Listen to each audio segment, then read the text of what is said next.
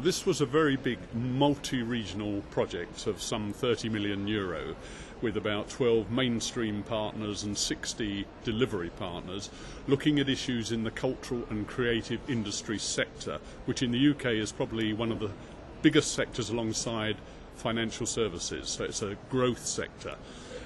We had something like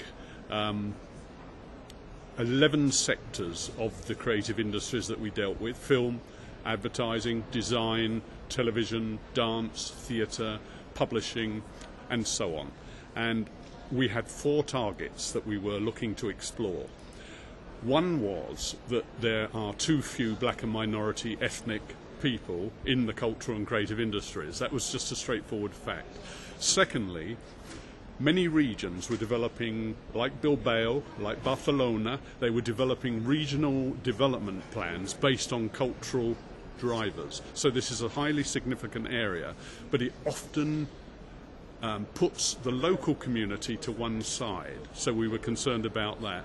Thirdly, we wanted to know what the new technologies were doing to supply chains in the cultural and creative industries, and whether they were a threat or an opportunity for minority talent.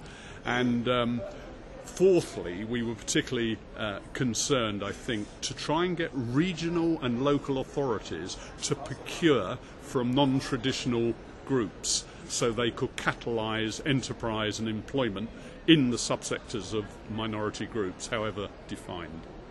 The 3 main activities each partner addressed, and it could be in film, it could be in broadcasting, it might be in interactive games design, it might be in publishing and writing, it could be in any of those very big sectors. They're all multi-billion sectors.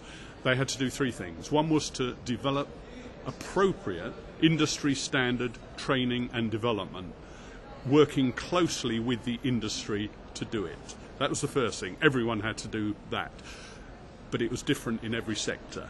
Secondly, everyone had to develop new ways of personally and in business terms supporting minority talent into either employment or self-employment, and that meant a development of all new support mechanisms.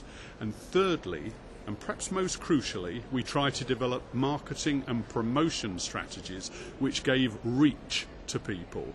By that I mean using the World Wide Web, working with prominent people like Zandra Rhodes, the fashion designer, to go to the Milan Fashion Show with groups of young jewellery designers, developing a music market site in Birmingham which had 10 million hits every month, and so on.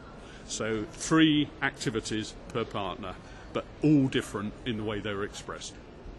To the government, my government particularly, United Kingdom, I would say you have to loosen up most training schemes to allow local innovation and design to be part of it, rather than assuming one size fits everyone.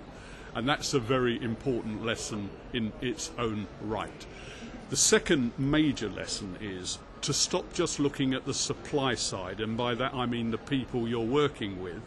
You also have to look at the demand side, and by that I mean the employers, the industry, the trade associations, because it's often their mindsets that need changing as much as the attitudes and the skill sets of the people that you're working with. So it's 2 sides of the equation that needs addressing.